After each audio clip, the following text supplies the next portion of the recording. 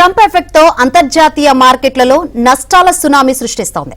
అన్ని సూచీలు భారీ పతనంతో రక్తమోడుతున్నాయి.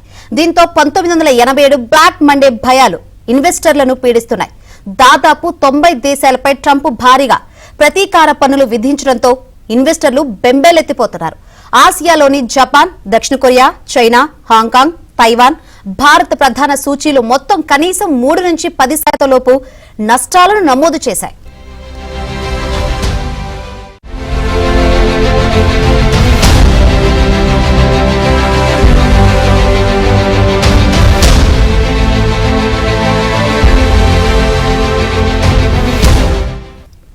ట్రంప్ టారిఫ్ యుద్ధంతో మార్కెట్లు కుదేలవుతున్నాయి.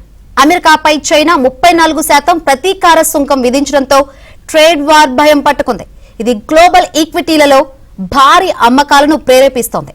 మరోవైపు యుఎస్ మాంద్యం భయం ప్రభావం కూడా మార్కెట్లపై పడుతోంది. అటు ఆసియా మార్కెట్ల భారీ పతనంతో మదుపర్లలో భయాందోళనలు వ్యక్తమవుతున్నాయి.